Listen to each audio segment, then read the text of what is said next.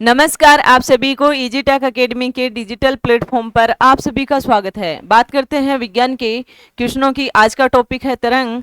तरंग से related exam में रिलेटेड क्वेश्चन आए हुए हैं, जैसे आरआरबी जेई है, लोको पायलट है, टेक्नीशियन है, एनटीपीसी है, ग्रुप डी है, या सीनियर सेक्शन है, आरपीएफ है, एसआई है, या सीटी है। जब भी तरंग से रिलेटेड किसी भी एग्जाम में क्वेश्चन पूछे गए हैं तो उसके रिलेटेड क्वेश्चनों को सोल्व करवाते हुए चलते हैं। तो पहला क्वेश्चन है आपके पास में, फर्स्ट क्वेश्चन क्या कहता है आपको? फर्स्ट क्वेश्चन कहता है किसी विस्फोट के कारण समुद्री तल पर बनने वाली लहरें होती है। देखो, इसने बोला है कि किसी विस्फोट के कारण, किसके कारण? विस्फोट के कारण। विस्फोट के कारण समुद्र के तल से, समुद्र की सतह से अगर लहरें बनती है, सतह से जो लहर बनती है, लहरें, तो वो कैसी होती है? वो तरंग, वो होती है अनुप्रस्थ तरंग। अनुप्रस्थ तरंग होती है, अनुप्रस्थ तरंगे होती है। अगर आपके पास में विस्फोट के कारण, विस्फोट के कारण समुद्र तल से बनने वाली लहरें, बनने वाली लहरें क्या होगी भाई? क्या होगी? अनुदैर्ध्य। कौन सी होगी? अनुदैर्ध्य तरंग होगी या अनुदैर्ध्य लहरें होगी। ध्यान रखना, अनुप्रस्थ क्या है, अनुप्रस्थ तरंगे क्या है। देखो, मैं आपको एक बार थोड़ा सा इनके बारे में बताती हूँ। वैसे कल की क्लास में इसको पूर्णतः कर लिया था। अनुप्रस्थ तरंगे और एक है अनुदैर्ध्य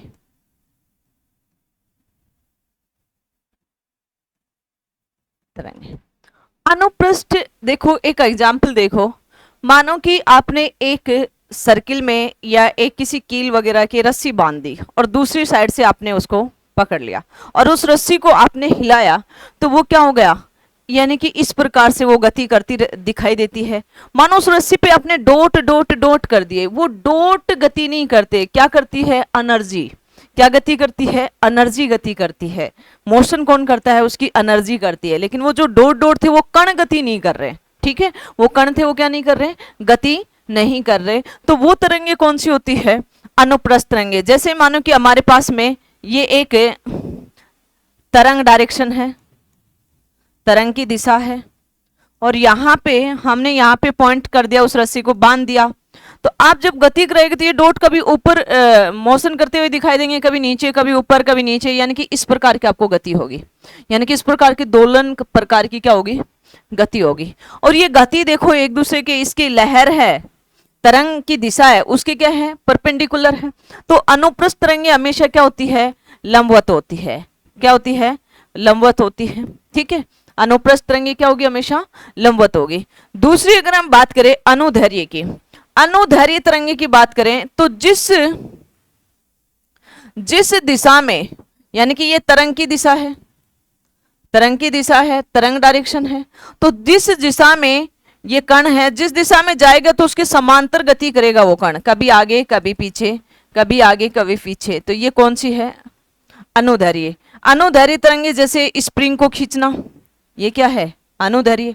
जैसे जैसे आपके पास में ये चक्कर पास पास होते हैं तो संपीड़न हो जाता है। ये चक्कर अगर पास पास होंगे तो ये संपीड़न होगा, संपीड़न होगा तो इसमें उच्च घनत्व होगा और उच्च दाब होगा। ये चक्कर दूर दूर है, ये कुंडलियां दूर दूर है, तो ये क्या होगा? विरल होगा, और विरल में दाब भी कम होगा और घनत्व भी क्या होगा? कम होगा।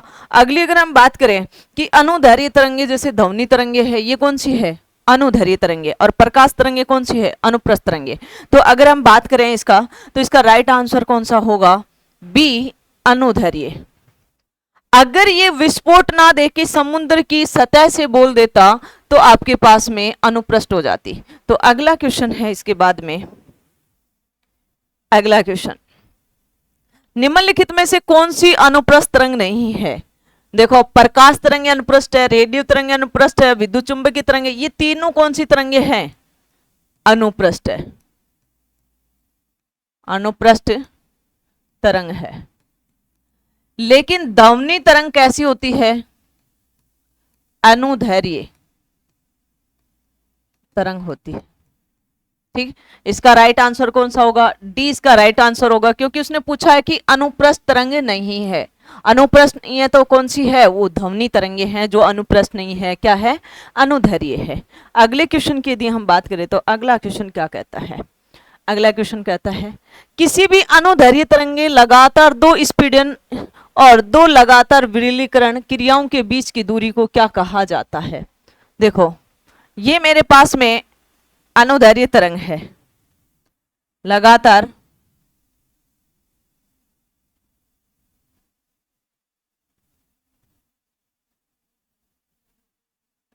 देखो आपसे बोले कि ये कौन सी तरंगे हैं?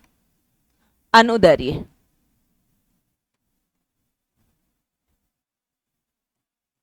अनुदैर्घ्य तरंग है।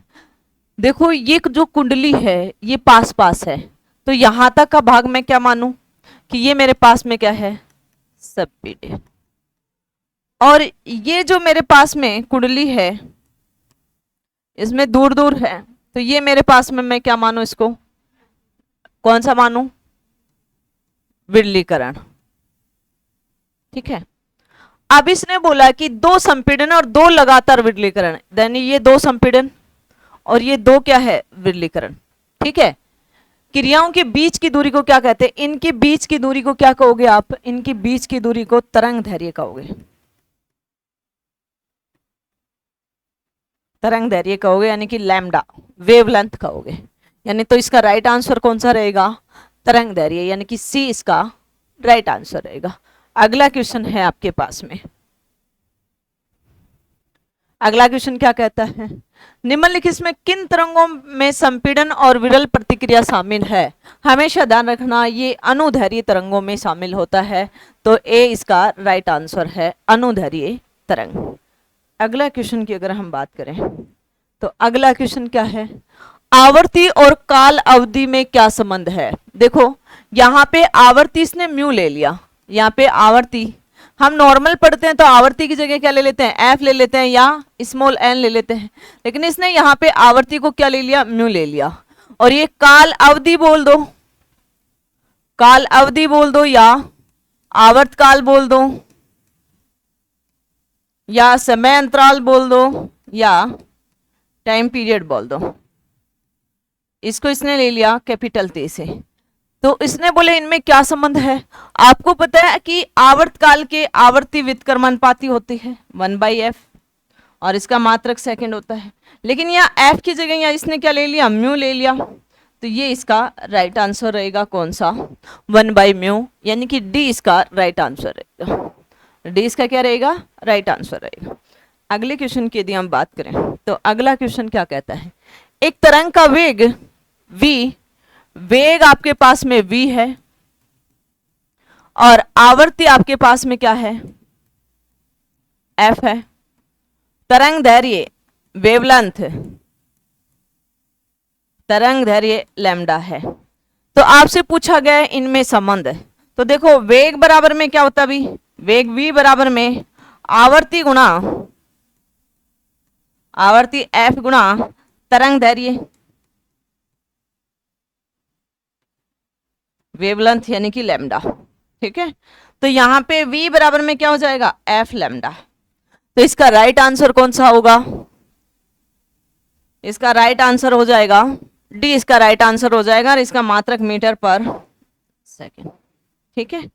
अगले क्वेश्चन की यदि हम बात करें तो अगला क्वेश्चन है आपके पास में,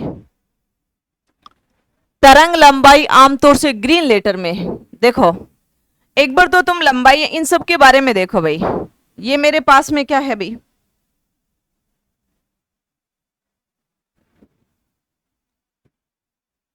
तरंग की दिशा है, इसमें मैं एक साइनोसोडल वेव ले लिया और इससे आप देखो यहां पे अगर आप ये है शून्य पोजीशन है और ये है धनात्मक साइड में है, ये हमारे पास में पॉजिटिव दूरी है विस्थापन, यानी कि मानो मैं दूरी और विस्थापन की बात करूं तो यहां पे मैंने दूरी ले लिया और यहां पे मैंने विस्थापन ले लिया, ठीक है। और ये मेरे पास में नेगेटिव विस्थापन हो गया। तो ये जो मेरे पास में ये आयाम है, क्या है? आयाम, एम्पलीट्यूड।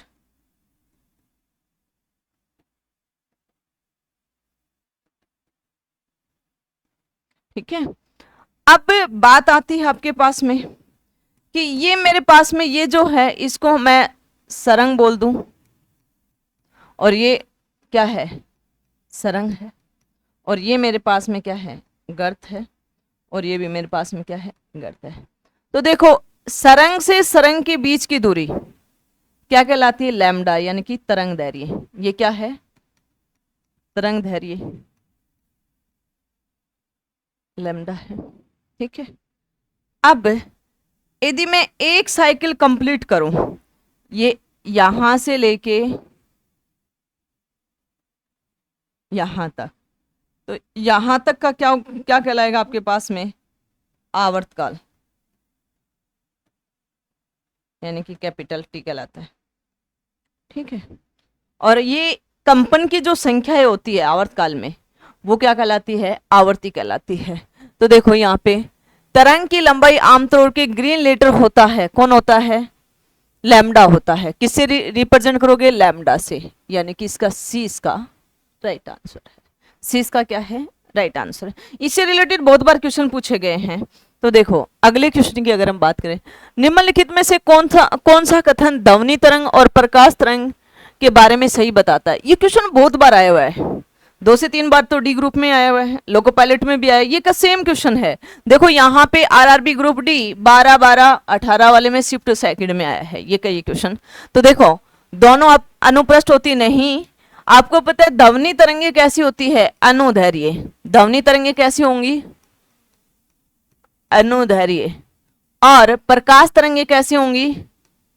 अनुप्रस्थ। तो देखो दोनों अनुदैर्घ्य तरंगे नहीं, ध्वनि तरंगे अनुप्रस्थ नहीं, अनुदैर्घ्य होती है, और प्रकाश अनुदैर्घ्य नहीं। अगला है ध्वनि तरंगे अनुदैर्घ्य, हाँ अनुदैर्घ्य होती है, और प्रकाश तरंगे अनुप्रस्थ होती है। तो राइट आंसर कौन सा होगा? डी इसका राइट आंसर रहेगा। और अनुदैर्घ्य अनुप्रस्थ की कल की क्लास में भी बताया था और आज भी उसका बेसिक बताया है। तो कंसेप्ट से रिलेटेड कोई और भी क्वेश्चन पूछे जाए तो आपका सोल्व होने चाहिए। कोई भी एग्जाम में दो इससे रिलेटेड अगर क्वेश्चन आते तो आपका सोल्यूशन आपको खुद करना चाहिए, क्योंकि कंसेप्ट क्लियर होते ही। अगले अगर बात करें अगले टॉपिक की, अगले क्वेश्चन की सॉरी, तो देखो निम्नलिखित में से कौन सा कथन ध्वनि और प्रकाश तरंगों के बारे में सही है? सेम क्वेश्चन आ गया, लेकिन वो 18 में आया था, 12 तारीख वाले में, ये 1/10 को आ गया। तो इसमें कौन सी होगी भाई? ये भी गलत, ये भी गलत, अनुप्रस्थ ये भी गलत। राइट आंसर कौन सा है? डी इसका राइट आंसर है। अगले क्वेश्चन की यदि हम बात करें तो अगला क्वेश्चन है, एक मात्र है जो एक तरंग की प्रकृति का वर्णन नहीं करता है। देखो तरंग की प्रवृत्ति का कौन वर्णन नहीं करता भाई? अगर आप तरंग की प्रवृत्ति देखोगे तो आपके पास में क्या क्या होती है? जिससे ये गति कर रहा है तो तरंग गति हो गई, ठीक है। और आवर्ती पे भी करता है, लैम्डा पर भी करता है, चाल पर भी करता है, आवर्ती पर भी करता है, और ये आपके पास में तरंग दैर्घ्य पर भी करता है। किस पर नहीं करता? इसमें ऊंचाई पर नहीं करता, यानी कि ए इसका तरंग की प्रवृत्ति का वर्णन नहीं करता, ऊंचाई का नहीं करता, बाकी इन सभी का क्या करता है? वर्णन करता है, व्याख्या करता है, व्याख्या करता है, ठीक है।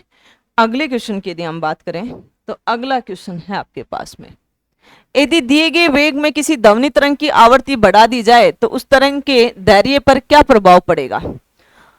भाई आपको पता है कि आवृत्ति v आवर्ती गुणा में तरंग दैर्घ्य लैम्डा। इसने बोला कि लैम्डा, इसने क्या बोला? आवृत्ति बढ़ा दी, एफ v बटे लैम्डा, या लैम्डा बराबर में क्या हो जाएगा? v बटे एफ। इसने आवृत्ति को बढ़ा दिया तो तरंग दैर्घ्य क्या हो जाएगा? कम हो जाएगा। तरंग दैर्घ्य क्या हो जाएगा? कम। और यदि इसने आवृत्ति को कम कर दिया तो तरंग दैर्घ्य क्या हो जाएगा? ज्यादा हो जाएगा। तो इससे रिलेटेड जब भी क्वेश्चन पूछे जाते हैं तो आप सोल्व करोगे तो इससे क्या हुआ? तरंग दैर्घ्य की क्रमिक रूप से वृद्धि और कमी होगी, नहीं कमी होगी, इसकी तरंग दैर्घ्य में वृद्धि होगी। तरंग दैर्घ्य पर कोई प्रभाव नहीं पड़ेगी, इसका तरंग दैर्घ्य में कमी होगी। अगर आपके पास में आवर्ती बढ़ रही है तो तरंग दैर्घ्य कम होगा, यानी कि डी इसका राइट आंसर होगा। और ये इसका कंसेप्ट है। अगले क्वेश्चन की यदि बात करें तो अगला क्वेश्चन क्या कहता है आपको कि ध्वनि तरंगे 349 मीटर पर सेकंड की गति से यात्रा करती है। यदि इसकी तरंग दैर्घ्य लैम्डा 1.5 सेंटीमीटर है तो तरंग की आवृत्ति क्या ज्ञात कीजिए। तो सबसे पहले देखो ध्वनि तरंगे यानी कि v बराबर में कितना है 339 मीटर पर सेकंड। अब ये बोलता है कि लैम्डा, लैम्डा कितना है 1.5 सेंटीमीटर, तो इसमें मीटर में चेंज करोगे तो 1.5 100 मीटर हो गया। अब इससे पूछा गया है कि इसकी आवृत्ति, तरंग की आवृत्ति एफ पूछा गया है, क्या होगा। तो आपको पता है कि v बराबर में क्या होता है एफ लैम्डा, तो एफ बराबर में क्या हो जाएगा v बटे लैम्डा। v आपको दे रखा है, कितना दे रखा है 339 और लैम्डा 1.5 बटे में 100, ये 100 ऊपर चल जाएगा 339 1.5 मल्टीप्लाई 100। अगर ये पॉइंट हटाओगे तो एक 10 यहाँ पे कर दो, ठीक है। अब आप इसको काट सकते हो, आपने 5 से काटा, 5 2 10 और ये क्या हो जाएगा 3, इसको 3 से काट दोगे 113। अब इसको 2 को इससे गुणा करोगे तो कितना है आपके पास में 6 2 और ये गुणा में 100 है तो कितना आ जाएगा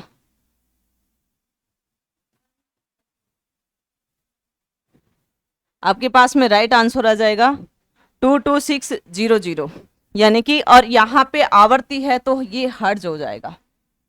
तो इसका राइट आंसर रहेगा डी, इसका राइट आंसर रहेगा डी, इसका क्या रहेगा राइट आंसर रहेगा। अगले क्वेश्चन की अगर हम बात करें तो अगला क्वेश्चन क्या कहता है, यदि किसी तरंग की आवृत्ति को दोगुनी हो जाती तो उसकी तरंग दैर्घ्य होगा। देखो सबसे पहले तो आवृत्ति v बराबर में क्या होता है एफ लैम्डा, और इसने बोला कि लैम्डा तरंग दैर्घ्य का पूछा है कि v बटे एफ।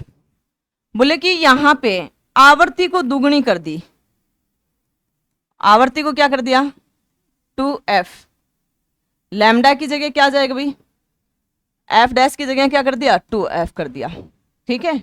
आवृत्ति को क्या कर दिया दुगुना, तो यहां पे लैम्डा क्या हो गया अभी 1/2 और v/f, तो यहां पहले वाले का कितना हो गया 1/2 लैम्डा, यानी कि पहले वाले का आधा हो गया, उसके मूल का क्या हो गया आधा हो गया।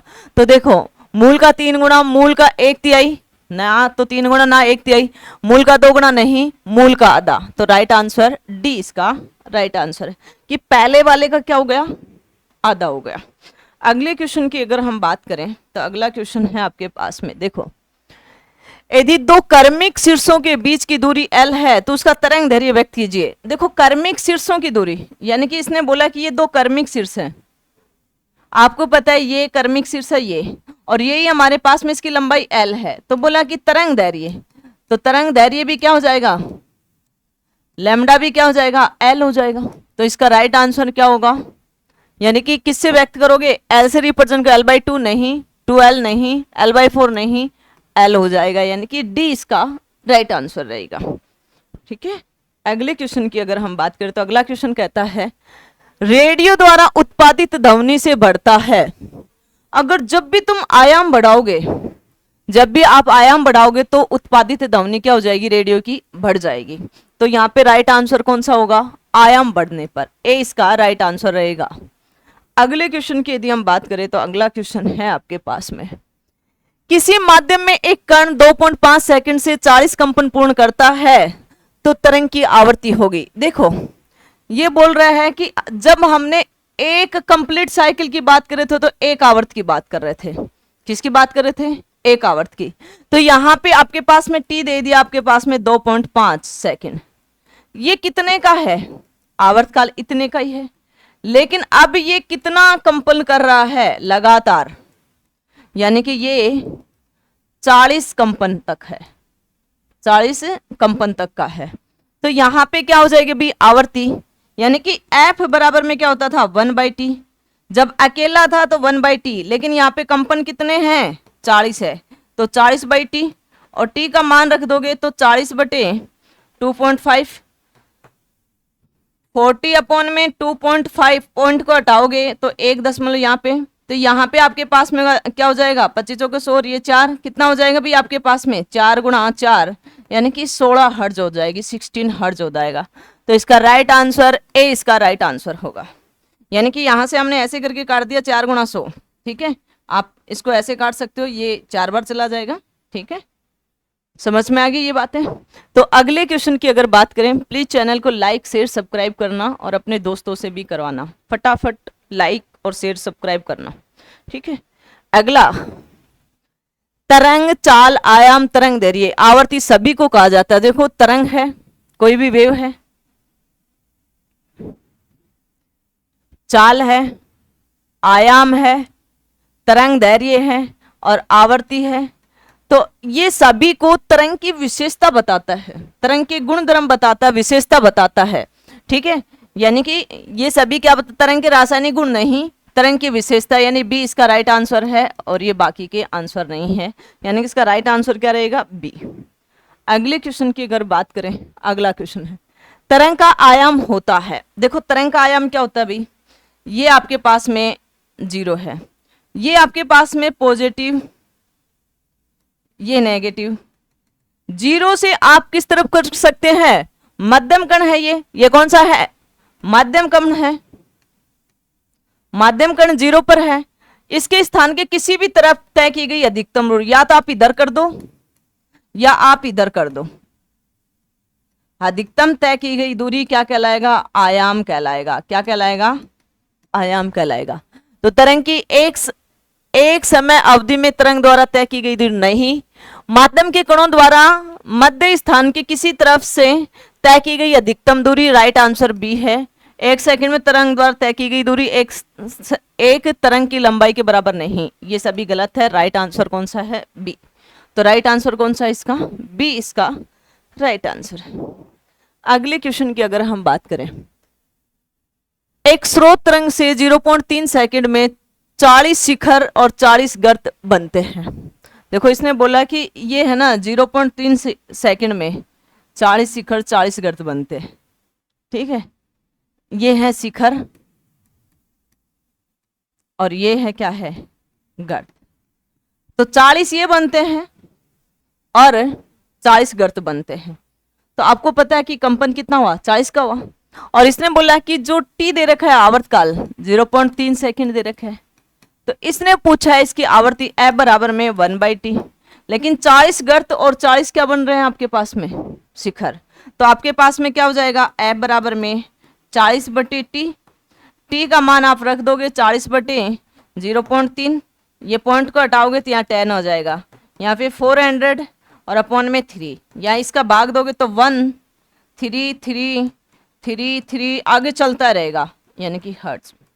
तो इसका राइट आंसर कौन सा होगा, बी इसका राइट आंसर रहेगा, बी इसका क्या रहेगा, राइट आंसर रहेगा। अगले क्वेश्चन की यदि हम बात करें तो अगला क्वेश्चन है आपके पास में, आवर्ती में प्रकट की जाती है और दर्शाता है कि घटना प्रति सेकंड दोहराई जाती है।